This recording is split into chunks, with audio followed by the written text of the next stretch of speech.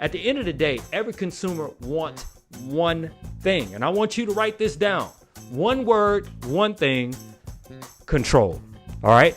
One thing, one word, control. So the more control that you give a consumer over a product or service, the better you are to differentiate yourself or your value proposition, which is a product or service, from your competition in the market. That's super simple, right? Now, how do you do that? You do that by putting certain processes in place. Processes are, it could be structure, infrastructure. A process could be how people actually purchase your product or service. For example, and I'm just going to talk about disruptors in the market right now.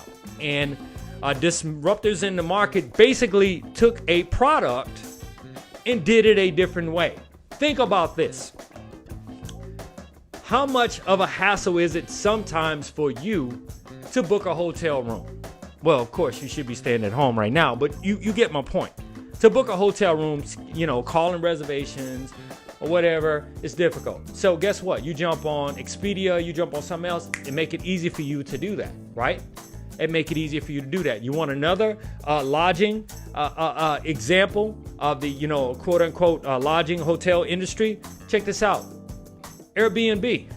Now, they've come up with a whole new way to provide stay for customers, right?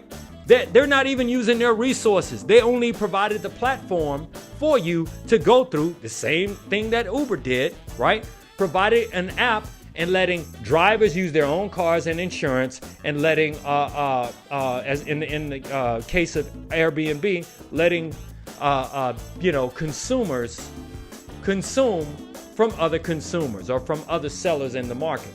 In fact, Amazon is a prime example of that. A vast majority of people that things that you buy on Amazon are not even from Amazon, right? They are from third-party sellers. FBA, fulfilled by Amazon, which is an individual ID where I can sell my individual products, or FBM, for sell by merchant. In other words, if I'm a merchant, I can place my stuff on Amazon and I can sell directly through the Amazon platform, and they take a fee. All right? So what I'm saying to you, and this is key, right? What I'm saying to you is you have to think about, we've already covered product. You have to think about product. You have to think about a process in which you can improve the user experience, right? And you also, not only looking outside externally, the user experience, but you also have to think about the process within your company to make things flow better, to make a better workflow. And those processes, say if you put infrastructure in place, like when I used to have another company back in the day, when we were a marketing agency, right? We would go out and land clients, but I had a process by which once an agent went out and landed a client, the agent had to come in. They have to fill out a production order. They have to turn bullet points about the business over to a script writer. The script writer would turn it over to a production director. The production director would produce the commercial. The commercial that was produced would be given back to the account executive. The account executive would send it out to the client for approval. The client would go online and they would click a button and say, I like it, I don't like it, make this change. And that was a whole process, a production process, part of sales and production that actually helped us streamline our systems internally, that made the user experience a whole lot easier and more enjoyable for the consumer, right? You have to think about processes from an internal standpoint, how you run your company internally, and externally, how the user will experience those efforts that you have going on inside of your company. So that's super simple. I covered product, covered process, and now I'm gonna cover people. Now, ladies and gentlemen, I gotta tell you, and thank you all for checking in on YouTube and Facebook. Okay, thank you very much. I'm gonna tell you, the most difficult part of people, product, and process is people. okay, are people, okay? And let me tell you why it's the most difficult. Because you're working with someone you don't like, chances are it won't work, okay? Eventually tensions will build up and it won't work. If you're working with someone who's not a part of what I call the dream team, in other words, people that believe in your product, your service, your mission, and they're just there to get a check, it's not going to work, okay? So I'm saying to you, the most difficult part is picking the right people. But you might be saying, okay, AJ, if I'm a startup, I don't have money to pick the right people, right? I say to you that you should pick people that believe in your mission, but they're also willing to take a very small stake and some equity in your company, so you don't have to pay them money up front. But the point is, they actually believe in what you're doing, and that's what it's all about.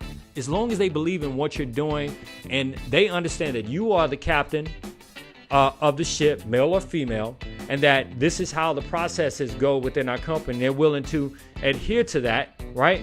Then chances are you have a potential winner on your hands. Now, keep in mind, just because you can have successful people, you can have successful people, process, and product, it does not necessarily mean that you're going to have success as a business. And remember, I said to you in the very beginning, before I went off on my diatribe about the troll yesterday, I said to you that the one thing that's guaranteed in any business is struggle, right? Not success, but struggle, right? I give you a case in point. We've done business with companies and nonprofits, and I mentioned this yesterday too, that owes us, they owe us tons of money, and we still haven't received our money, right?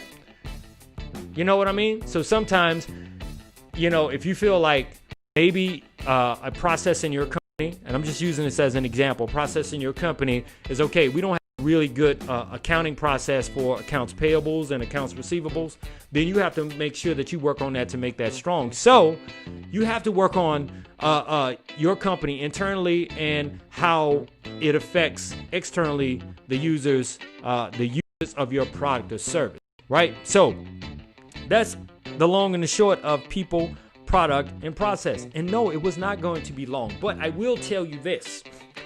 On tomorrow's show, since I brought up the accounts payables and receivables, I am going to talk about the 6 areas of any business, fundamentals of any business. You might call them departments. In business, they call them silos or silos, S-I-L-O-S. I'm going to talk about that. And I'm going to talk about this to you as an entrepreneur or an existing business owner that may be missing one of these elements, right? And then you have to take all of those elements that I am going to talk about tomorrow, right? And you have to put them in a form of a system, which goes back to the process, okay? The process of how your entire company runs. All right. Whew. All right, so thank you very much, people. I really appreciate everyone checking out the show today. I want to definitely blessings, brother. Love the show. I really appreciate you. Thank you all for checking out the show today. All the people that are checked in from Periscope or YouTube, as well as Facebook. And do understand, because I got all of this camera equipment. I went to the studio, that's soon to be built out studio, and I started grabbing stuff, right? And so, and by the way, I was by myself, quarantined by myself, right? I got like all this different lighting and stuff. I wish you could see all this stuff, right? We're going to bring high quality content to you, for you, because the Startup Junkie is all about you as an entrepreneur, a wantrepreneur, which is a person who don't know where to start, looking to start a business, or even an existing business owner, and you just need some help. Just jump on this show, drop comments in, and understand this. I'm not only telling you this from a practical perspective, but I also teach this in universities. I develop course content for universities, and am I saying this to impress you? No. To impress upon you, though, however, that we got your back, and that's the Startup Junkie live show. So, as always, I'm AJ, your host of the Startup Junkie. Please, whatever you do, be sure to share this message with someone you feel like it can resonate with, or you just need some good comic relief.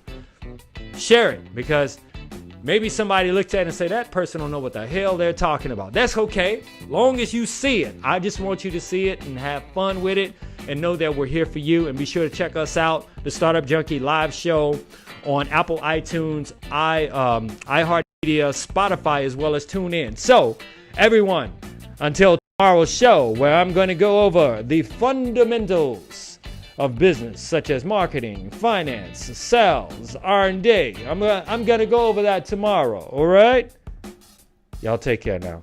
See you later.